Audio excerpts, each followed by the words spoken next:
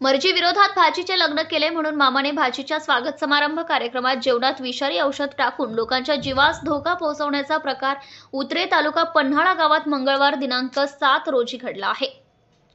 महेश ज्योतिराम पाटील राहणार उतरे तालुका पन्हाळा असे मामाचे नाव आहे। जेवणात विष टाकताना मामा आणि आचार्याची चटापट झाली, परंतु गोंधळ उडण्यापूर्वीच मामा तेथून पळाला। आचार्यासमोरच अन्नामध्ये विषारी औषध टाकल्याचा प्रकार उघडल्याने मोठी दुर्घटना टळली आहे। याबाबत पन्हाळा पोलीस ठाण्यात गुन्हा नोंद करण्यात आलाय। अन्न पदार्थात मिसळलेली औषधाची बाटली आणि अन्न पदार्थांचे नमुने जप्त केले आहेत। ते लॅबमध्ये पाठवणार असून त्यांच्या अहवालानंतर विषाचा प्रकार समजणार आहे। संशयित महेश पाटील पळून गेल्याने त्याचा शोध सुरू असल्याची माहिती पोलीस निरीक्षक संजय बोंबले यांनी दिली आहे।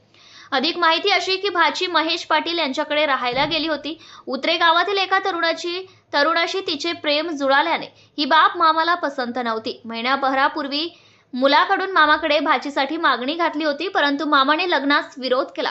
भाचीने मामाच्या मर्जी विरोधात आठवड्याभरापूर्वी पळून जाऊन लग्न करून गावातून वरात काढली होती। बदनामीचा राग मामाच्या मनात होता। नवऱ्या मुलांकडील मंडळींनी मंगळवारी हॉलमध्ये स्वागत समारंभाचा कार्यक्रम ठेवला होता। सकाळी 11:15च्या सुमारास मामा महेश हातात विषारी औषधाची बाटली घेऊन हॉलमध्ये आला आणि त्याने बाटलीतील औषध अन्नावर फेकायला सुरुवात केली। त्यावेळी त्या ठिकाणी असणाऱ्या आचार्याने मामाला विरोध केला। त्यावेळी मामाने स्वयंपाकघरातून पळ काढला। अन्नात औषध फेकल्याची बातमी हॉलमध्ये समजल्यावर मोठा गोंधळ उडाला।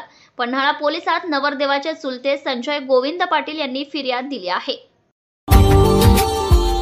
Subscribe now and press the bell icon. Never miss an update.